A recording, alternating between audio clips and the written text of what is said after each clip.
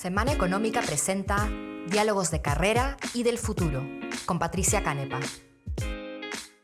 Bienvenidos al podcast Diálogos de Carrera y del Futuro, un espacio creado para inspirar y promover una mentalidad de futuro en el trabajo. Soy Patricia Canepa y una vez al mes entrevisto a personas disruptivas, tecnológicas y emprendedoras que son un ejemplo porque piensan y actúan con una mirada hacia el futuro. Hoy tengo como invitado especial a Mariano Pasoldán, líder empresarial con una extensa experiencia dirigiendo grandes empresas financieras como Profuturo AFP y AFP Nueva Vida. Mariano ha sido director de diversas empresas y organizaciones como DGEL, Camposol, IPAE, Confiep, entre otras.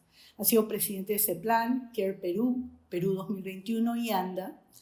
Y en estas actividades, Mariano ha impulsado estrategias de desarrollo y responsabilidad social. Se graduó cum laude en Boston University, donde recibió su grado de Ingeniería Biomédica.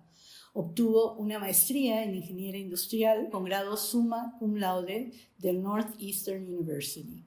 Mariano destaca además por haber sido el primer peruano en graduarse de la maestría de la felicidad de Century University, sobre lo cual vamos a hablar un poco más en el podcast. Mariano, muchas gracias por acompañarnos. Bienvenido. Muchas gracias, Patricia.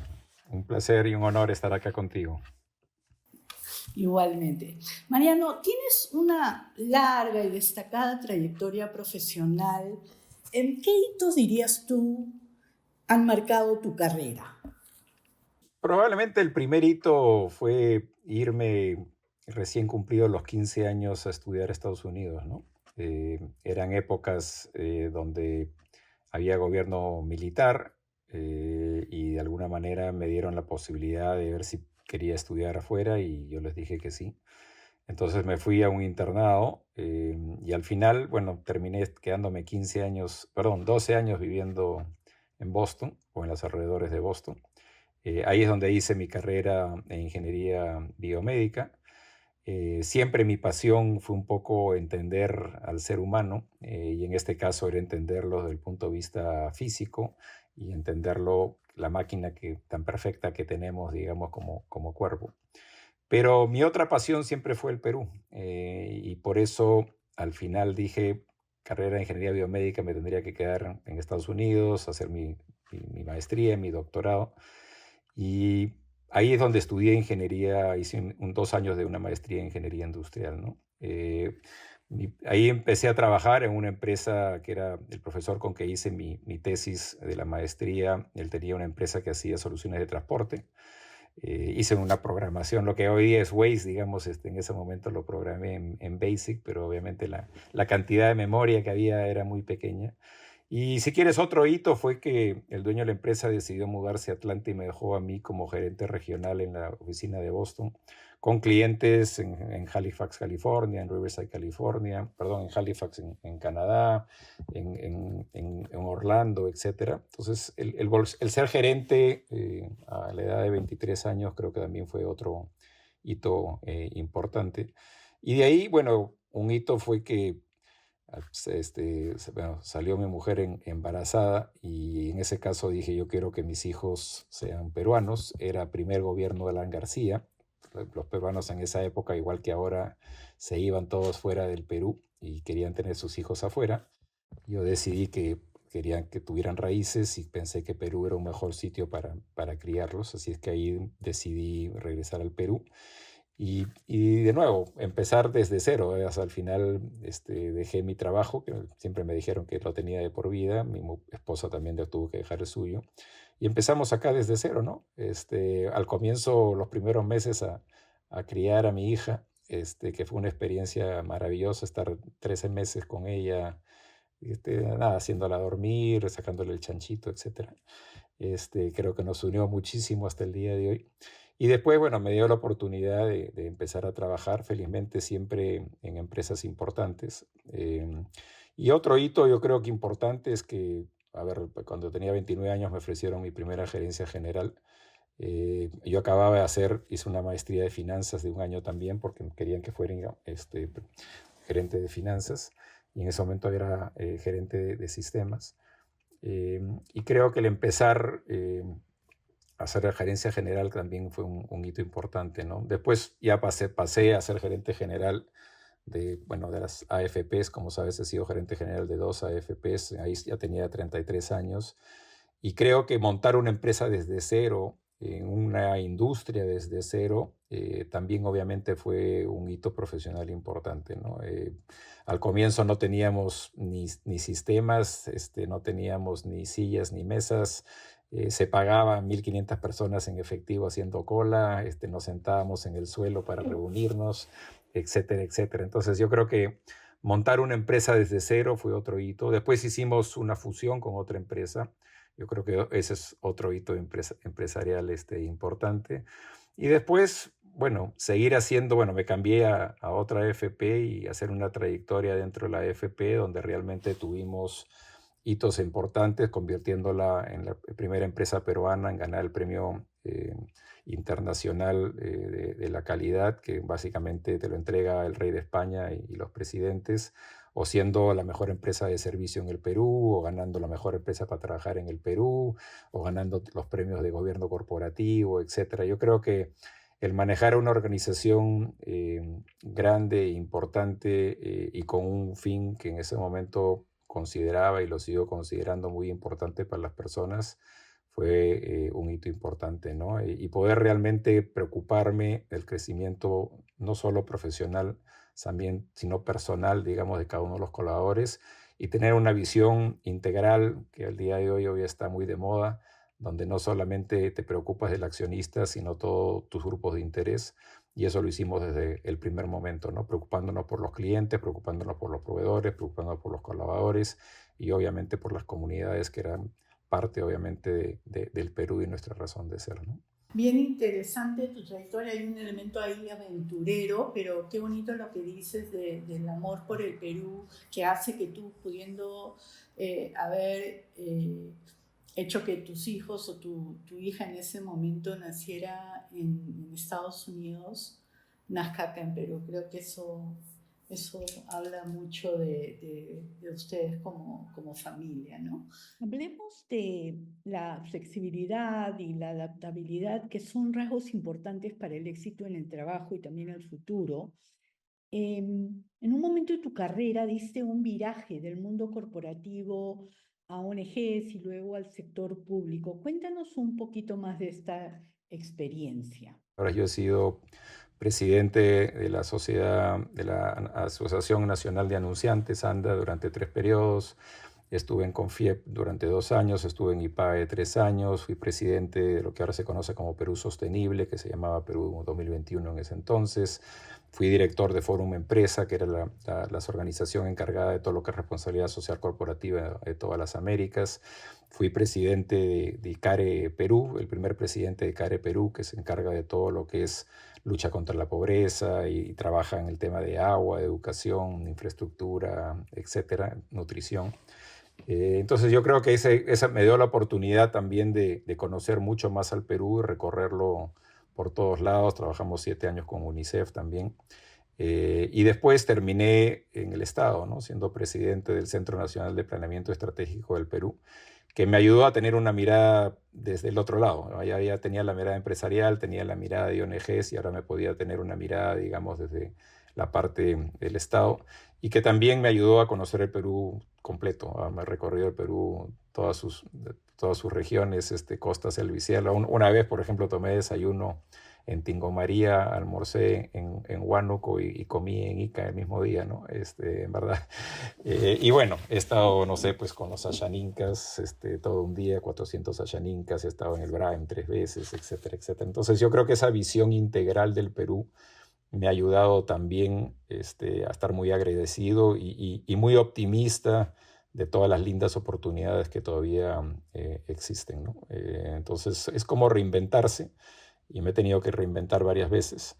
Entonces yo creo que pasé a otro ámbito, a un ámbito mucho más social, y también obviamente a reinventarse ya como persona, ¿no? Y cómo realmente comenzar a ver lo bueno que tenemos en la vida y la gratitud que debemos tener sobre todas las cosas que nos rodean, y cómo poder seguir entregando permanentemente más hacia todas esas cosas que nos han hecho tan contentos y tan felices y nos han dado tanto durante tanto tiempo. Pero creo que es importante reinventarse. Y el día de hoy más que nunca, ¿no? Porque, a ver, como tú sabes, la expectativa de vida ha subido 30 años. Eh, Eso significa que vamos a vivir, vamos a vivir 35 años más que los vivía hace 100 años. Eso significa que vamos a vivir casi 9 años más que nuestros padres y nuestros abuelos, que habremos tenido 3 años más con nuestras familias, que habremos tenido 8 horas semanales más de ocio, etcétera, etcétera.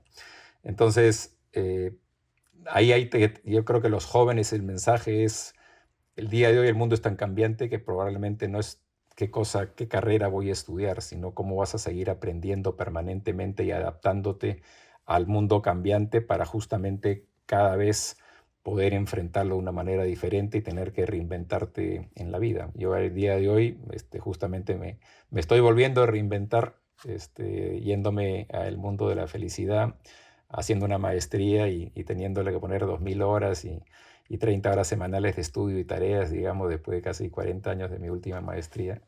Y yo creo que eso es lo que todos tenemos que hacer, es parte del camino que nos toca enfrentarnos todos los días, ¿no? Reinventarse. Ahora, quería detener un momento en esta experiencia intersectorial que tienes, porque recuerdo haber leído un artículo en el Harvard Business Review ya hace algunos años y me acuerdo clarísimo porque decía que los ejecutivos más completos, los más brillantes de alguna manera, tenían esta experiencia intersectorial y que les daba, al adquirir esta amplia perspectiva y contar además con una extensa red de contactos producto de esta experiencia, ponía a estos ejecutivos en una posición privilegiada para enfrentar desafíos complicados y generar iniciativas de impacto porque tenían todos estos recursos a su disposición propios de la experiencia. ¿Qué rescatas tú de tu propia experiencia en estos 3 rubros, Mariano, que crees que hace a cualquier ejecutivo que tenga este background alguien mucho más sólido por la experiencia que tiene precisamente? A ver, es una experiencia que se la recomiendo a todo el mundo. Es una experiencia que se la recomiendo a todos los jóvenes, es una experiencia que se la recomiendo a todos los profesionales y sobre todo se la recomiendo a todos los líderes, ¿no?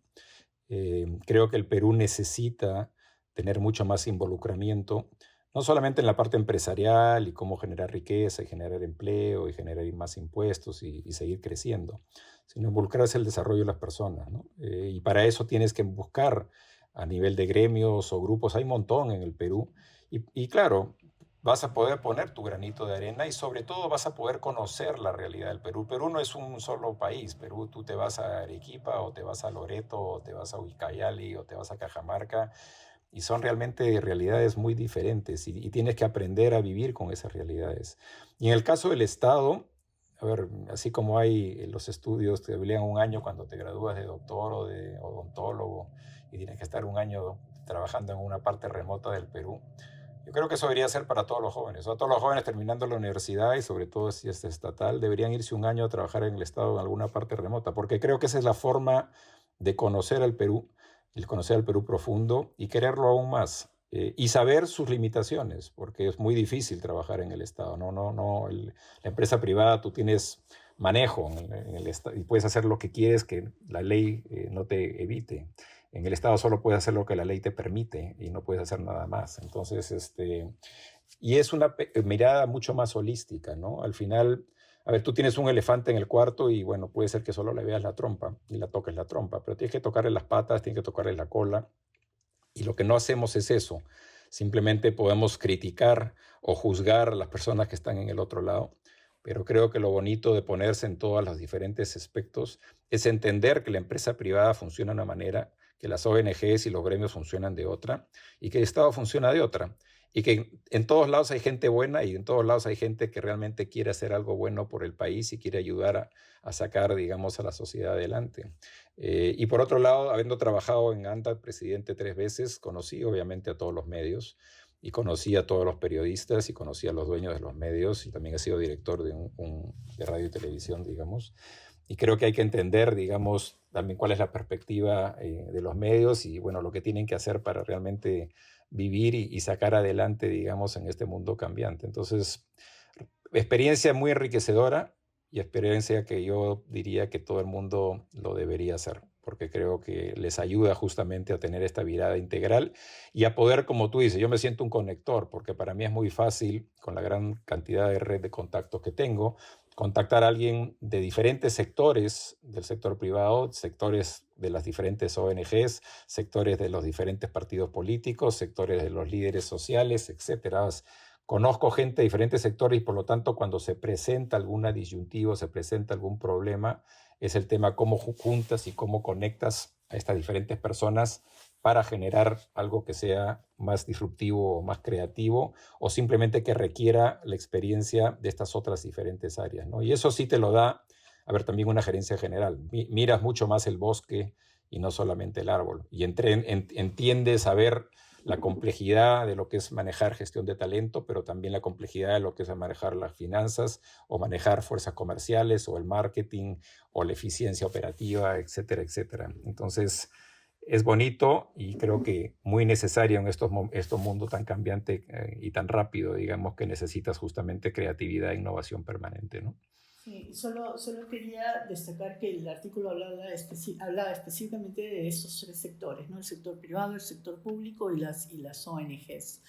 Mariana, me gustaría ahora hablar de la felicidad a la luz de tu maestría y todas las horas que le has dedicado a ella. ¿Qué cosa es la felicidad para ti?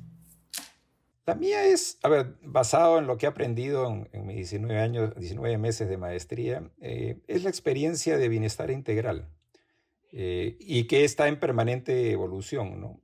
A ver, el modelo científico y académico que aprendí en la maestría se llama Aspire, y que de alguna manera lo que te dice es que el bienestar es integral del ser humano, y tienes que buscar esa plenitud. Y tienes que armonizar 5 elementos básicos de la naturaleza humana que nos llevan a buscar una mejor experiencia, digamos, ¿no? Eso tiene que ver con ser espiritualmente significativo. En otras palabras, tienes que tener un sentido de propósito y tienes que disfrutar del presente, no solamente estar preocupados del futuro o lamentarte del pasado. Tiene que, por otro lado, ser físicamente saludable. Tienes que hacer, y eso está comprobado, ejercicio, tienes que preocuparte de la nutrición, tienes que preocuparte sobre todo del descanso, tienes que también tener el tema del tacto y los abrazos ayudan muchísimo, pero por otro lado también tienes que estar intelectualmente estimulado y eso significa permanentemente tienes que ser como los niños, curiosos y por otro lado con un nivel de profundidad que el día de hoy se está perdiendo, ¿no? Hoy día todos los chicos están enterados por las noticias, pero el titular. Y antes leíamos pues las páginas de los titulares de los diarios, no sé, los diarios amarillos o chichas, no sé cómo se llamaban. Y tenemos que agarrar pues, no, los libros antiguos, los libros de toda la vida y leerlos tranquilos y leerlos en profundidad y releerlos porque es un espiral del conocimiento que va creciendo cada vez que los lees. Por otro lado, interpersonalmente tenemos que estar conectados. A ver, hay el estudio más antiguo que hay, es un estudio de Harvard, que demuestra que el principal predictor de la felicidad es justamente las relaciones interpersonales. Esas tienes que trabajarlas, esas tienes que cultivarlas, no es que están ahí, sino que así como todo lo que te interesa, tienes que permanentemente darle el espacio necesario para que realmente esas relaciones se cultiven. Por otro lado, interpersonalmente tienes que estar sano. Tú tienes que quererte a ti mismo. Si tú no aprendes a quererte a ti, es difícil querer a otros. Y por otro lado, tiene que ser emocionalmente placentera. Y no hay emociones buenas o emociones malas. En verdad, todas las emociones son innatas al ser humano. Y tú tienes que darte el permiso a ser humano, y decir, bueno, sí, tengo pena, o tengo tristeza, o tengo rabia. Simplemente lo que tienes que aprender es cómo administrar esas emociones para que no te dejes llevar y entres a un tema pues de depresión, digamos, porque, no sé, se murió tu mamá. Yo mi mamá va a cumplir 90 años y yo sé que en algún momento va a fallecer. No quisiera que viva hasta los 100, pero no puedo agarrar y si fallece entrar en una depresión. Y desgraciadamente el día de hoy, a ver, los estudios que hay, 29% ya han entrado a niveles depresivos. Esos son 10 puntos más que el 2015. El nivel de suicidios en los jóvenes ha crecido más de 30%. El nivel de ansiedad y estrés. Entonces tú dices, a ver, el día de hoy estamos mejor que lo que hemos estado en los últimos 50 años, 100 años, etc. Hay un libro ahí de Steven Pinker que se llama La Era del Enlightenment, que te muestra, no sé, 500 indicadores y en todos estamos mejores. Tenemos 4.4 veces más riqueza de lo que teníamos hace 50 años.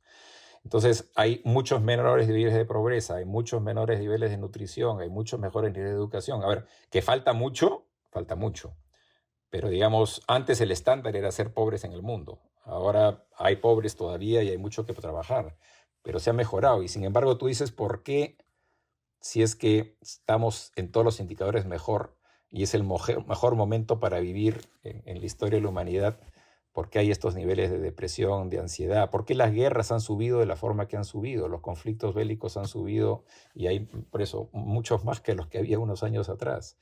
Entonces, esos fenómenos son los que hay que tratar de entender, hay que tratar de encontrar una explicación de lo que está ocurriendo, y el tema es, bueno, te quedas en ese fenómeno y te quedas en esa depresión, o justamente buscas alcanzar esta felicidad que existe. Ahora, como toda cosa, tienes que trabajarla, intencionalmente la tienes que buscar, tienes que buscar lo bonito del viaje, tienes que buscar, obviamente, elegir un camino con un destino que consideramos valioso. Y de nuevo, la felicidad no es llegar a la cima, ni tampoco escalar el norte, digamos, escalar una montaña sin norte. La felicidad es justamente la experiencia de escalar hacia la cima. Es ese camino diario que no acaba nunca. Y no es un tema de que voy a ser feliz.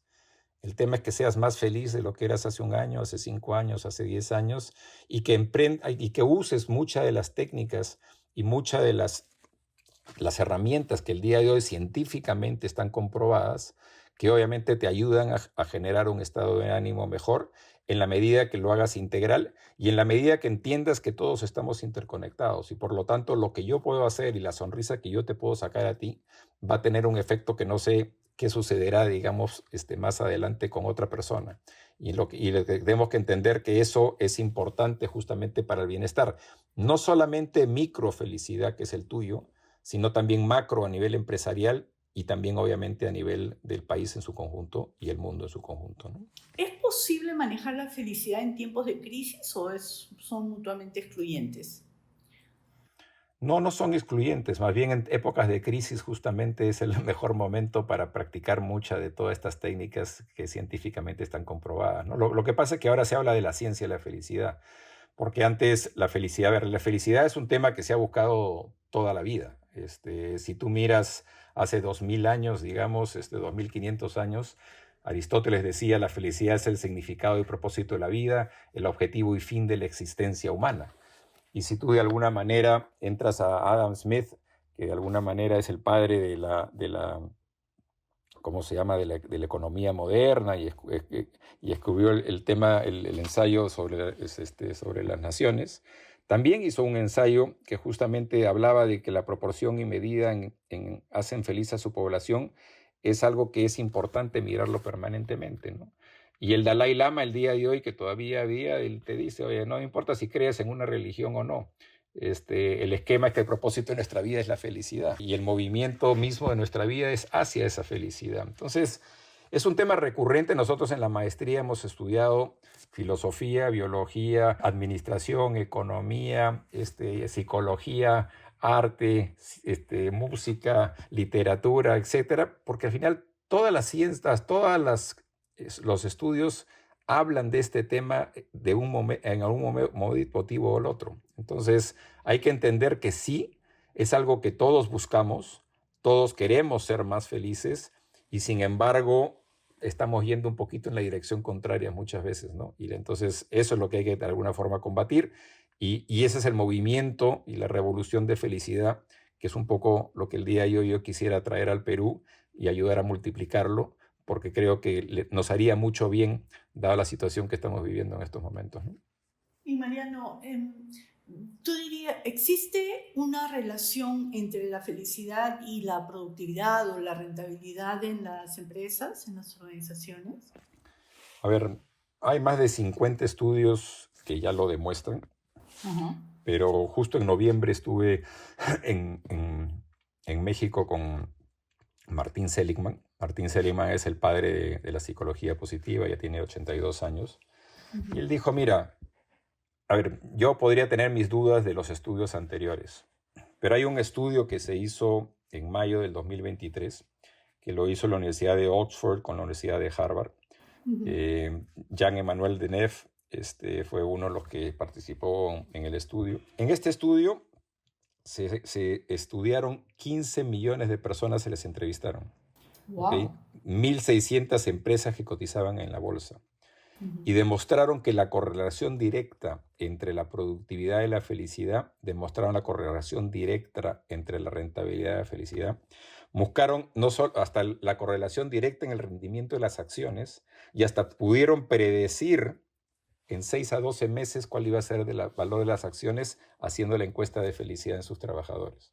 ¿Así? Entonces ya con ese estudio, que es reciente, digamos, un estudio como de 45 páginas, te lo puedo enviar si quieres, no queda ninguna duda que hay una correlación directa entre rentabilidad, productividad y felicidad, y por lo tanto las empresas ya no lo tienen que hacer porque, quiero ser buena con mis trabajadores, sino si tú quieres retener talento, si tú quieres atraer mejor talento, si tú quieres incrementar productividad, si tú quieres mejorar tu rentabilidad, entonces busca la ciencia de la felicidad como una oportunidad para poder hacerlo. Pero ¿cómo haces justo eso? O sea, ¿cómo manejas tu propio bienestar de tus colaboradores sin aumentar los gastos y promoviendo el alto desempeño? O sea, ¿es posible? A ver, mira, en la última empresa que gerencié 15 años, que fue Profuturo, hicimos eso. Y justo me están diciendo que escribo un libro sobre el tema porque han pasado más de 20 años y todavía no hay empresas que hagan todas las locuras que hicimos en ese momento. En ese momento eran locuras, en ese momento eran cosas que se nos ocurrían, en ese momento era usar el common sense, digamos, el sentido común. El día de hoy, después de hacer la maestría, te puedo decir por qué funcionó, porque en verdad la ciencia demuestra que todas las cosas que hicimos son cosas que se tienen que hacer. Y no tiene que costarte. A ver, yo sí hice un gimnasio para que la gente pudiera ir, está abierto de 6 de la mañana a 11 de la noche, y bueno, eso sí me costó. Pero hacía, por ejemplo, a ver, el tema del agradecimiento es parte de manejar tus emociones y parte de generar un pensamiento positivo y un pensamiento, lo que se llama un growth mindset, y no tener un fixed mindset. ¿Ok? Nosotros, por ejemplo, ¿qué implementamos? Unas tarjetitas que están por toda la oficina con sus lapiceritos, y cada vez que una persona hacía algo que tú considerabas que estaba saliendo de su zona de confort para hacer algo hacia ti, tú le escribías la tarjetita. Y había tarjetitas, no sé, de silver, doradas y platinum. Y escribías, oye, muchas gracias Patricia por tal cosa, por tal otra, por haberme hecho esto. Mira, estás hablando creo de 46,000 tarjetitas al año que se escribían. Y esas tarjetitas todo el mundo las tenía en su bulletin board. Yo todavía tengo más de 500 guardadas. O sea, nadie votaba esas tarjetitas. Claro. Y nos acostumbramos a ser gente agradecida, que a ver, que es un ejercicio que lo puedes hacer. Yo, por eso, todas las semanas, 3 cosas que tengo que agradecer de la semana. Lo puedes hacer todos los días también. Al final no escribo 3 cosas, al final son 10 cosas o son 15 cosas. Cuando comienzas a entrenar a tu mente y lo tienes que hacer escribiendo, lo tienes que hacer con rituales, lo tienes que hacer con repetición, la mente comienza a decir, sí, pues no, la verdad que no está, no es tan cierto lo que dicen las noticias, que todo es un desastre. La verdad que hay muchas cosas de las cuales tengo que estar agradecido y hay muchas cosas que tengo que mirar. Entonces, un ejercicio así no nos cuesta, a ver, sí, hacer las tarjetitas, pero ¿cuánto te cuesta hacer una tarjetita contra cambiar una cultura y se vuelve una cultura de agradecimiento, una cultura donde en verdad eso generaba una unidad entre las empresas, etcétera, etcétera? Entonces, no son cosas necesariamente caras.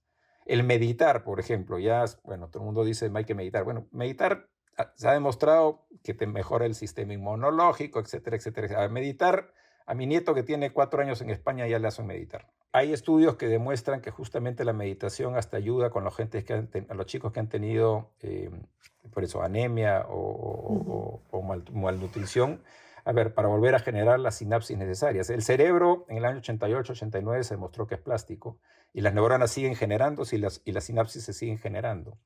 Entonces, así como el día de hoy, ya hay en Perú ya ves un montón de gente corriendo, montando bicicleta que antes no veías, y en Estados Unidos los veías desde los años 70, de la época que yo vivía allá. Probablemente nuestros nietos todos van a meditar. ¿Por qué? Porque es una práctica que está demostrada y lee cualquier CEO importante en el mundo y te aseguro que probablemente medita. ¿Cómo ves tú el futuro del trabajo en 5 años? ¿Qué grandes cambios te imaginas? A ver, el mundo está cambiando muy rápido.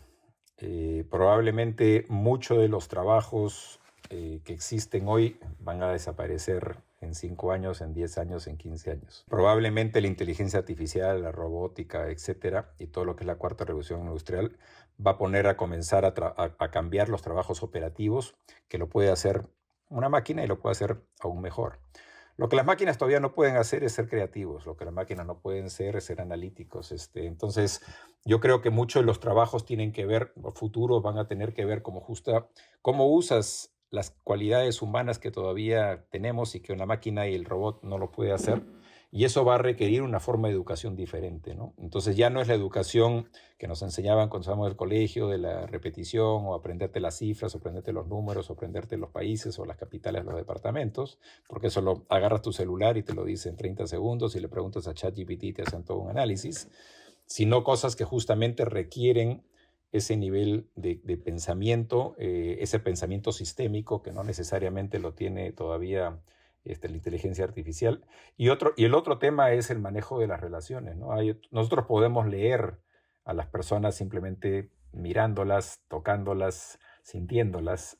Entonces yo creo que hay que comenzar a entrenarse en otras cosas como lo que es la inteligencia emocional, todas las famosas soft skills que tú creo que has manejado mucho tiempo, eh, porque el aprender a aprender es algo que tenemos que también aprender. Vamos a tener que seguir reinventándonos, vamos a tener que seguir aprendiéndonos. Hay que quitarnos las etiquetas.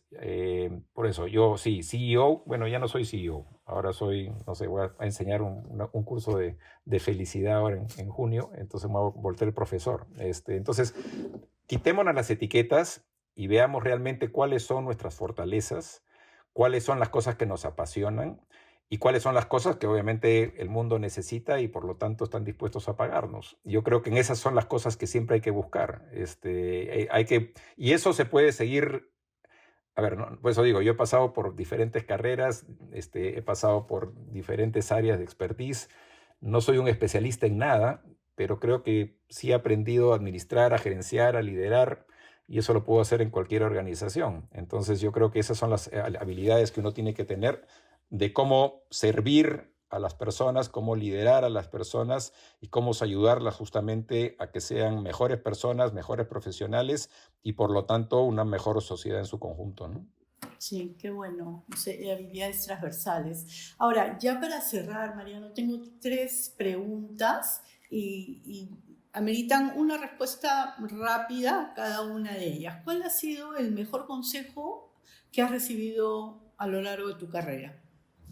A ver, mejor consejo a lo largo de mi carrera. A ver, tratar de poner lo mejor de uno mismo, ¿no? A tratar de siempre esforzarte. No importa si te equivocas, no importa si lo haces perfecto, pero creo que el trabajo constante es importante. No hay nada gratis en la vida y todo requiere usar, digamos, tus fortalezas, pero también requiere implementarlas y eso requiere obviamente mucho compromiso de tu parte y mucha resiliencia. Y ahora ya con esto cerramos, Mariano. ¿Qué libro crees que todo ejecutivo debería leer? ¿Qué libro recomiendas? A ver, muchos libros, pero a ver, uno que leí hace tiempo y lo tengo, bueno, tengo muchos libros en todos lados, mi mujer me dice que tengo que botar libros. Probablemente que llama Good to Great de Jim Collins. Buenazo, buenazo. Sí. Y ahí yo me acuerdo, a ver, como te digo, lo he leído mucho, mucho tiempo, pero me acuerdo que decía, no sé, pues las 5 cualidades de los líderes, ¿no? Uh-huh. Y creo que todo el mundo, esas cualidades deberías tenerlas, ¿no? Y una importante que el día de hoy se está perdiendo mucho es la humildad. O sea, en verdad, los líderes que llevaban a Good to Great eran justamente líderes que tenían la humildad para no creerse que eran los sabelotodos y que lo que ellos decían era ley, sino ese proceso de seguir aprendiendo. Por lo tanto, no solamente ser mentor, sino también aprendiz al mismo tiempo y poder aprender de todo lo que las nuevas generaciones nos pueden enseñar, sobre todo en la parte tecnológica, son nativos digitales que nosotros no usamos, pero también por otro lado combinar con la experiencia. Yo sí creo que con tener amigos que son 10 años más jóvenes o amigos que son 10 años mayores es algo bueno. Yo creo que el día de hoy, claro, yo ya estoy en 65 años de edad de jubilación y entonces ya debo estar jubilado, pero voy a vivir hasta los 100 años probablemente, según lo que dicen las estadísticas. Entonces, ¿qué voy a hacer los siguientes 35 años? ¿Estar jubilado? Y No, esa experiencia que tengo de todos esos 40 años que ya he trabajado, ¿tú no crees que eso sería beneficioso para claro. una startup o una empresa joven? Pero el día de hoy tendemos a decir, no, ya, vamos solamente jóvenes, vamos a contratar puro joven, ya los adultos mayores no los necesitamos. Y yo creo que el día de hoy está ocurriendo que muchos de esos adultos mayores, con la sabiduría que han desarrollado, que no son solo conocimientos, sino son aplicación de esos conocimientos, obviamente también serían de mucha ayuda a muchas de las organizaciones, porque al final, a ver, yo tuve la suerte de empezar de gerente general de muy joven, pero no te dan todas las herramientas en la universidad para ser gerente general a los 29 años o a los 33 años. O sea, lo que digo es, tuve la suerte de hacerlo bien, pero mi pregunta es, bueno, ¿y cuántos lo están haciendo mal? Entonces creo que esa combinación también es buena y creo que deberíamos no solamente diversificar en género, en raza, en religión, sino probablemente también diversificar en edades, que también sería algo interesante, digamos, de poder diversificar en las empresas, ¿no? Bueno, Mariano, me gustaría cerrar con esa idea. Muchas gracias por compartir tu experiencia y acompañarnos. Bueno, gracias Patricia. Voy a seguir, como digo, este año impulsando la revolución de felicidad en el Perú, tanto a nivel personal e institucional y también a nivel país. Y nada, voy a necesitar de mucha gente que nos siga y que entre a este movimiento y que podamos probar, digamos, como ciudadanos de a pie, que también tenemos algo que decir y algo que influenciar en el bienestar de nuestras personas que están alrededor de nosotros, pero también a nivel del país. Así que espero que poco a poco me vayan acompañando en esta nueva vida que me estoy proponiendo para mis años de adulto mayor. Así será, muchos éxitos en ese camino.